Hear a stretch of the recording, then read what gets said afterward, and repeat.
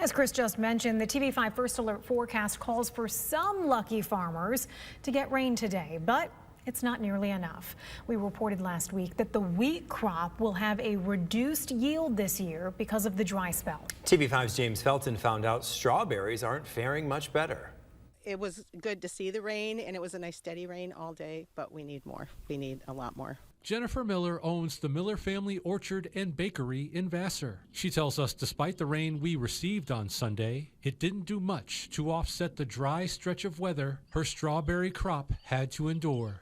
The strawberries, they need size. When they don't get any water, they don't want to ripen. It keeps them real small. Miller expects her strawberry yield to be cut in half. She told me how she plans to recover that lost revenue. We would normally make that up in the fall. Between our bakery and our family fun days, people coming out to do hay rides and barrel trains. We'll do, next month we'll have a breakfast on the farm.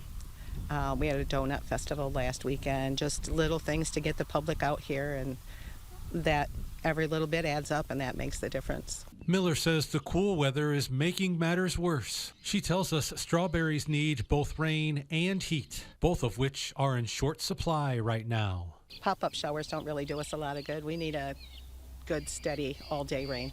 Reporting in Tuscola County, James Felton, WNEM TV5. Next week, Saginaw County will host the return of the Strawberry Festival. This is the first year since the pandemic. The festival will feature carnival games, a silent auction, live music, and food trucks. The Strawberry Festival is next Tuesday from 4 to 8, and all proceeds go to the residents of Community Village.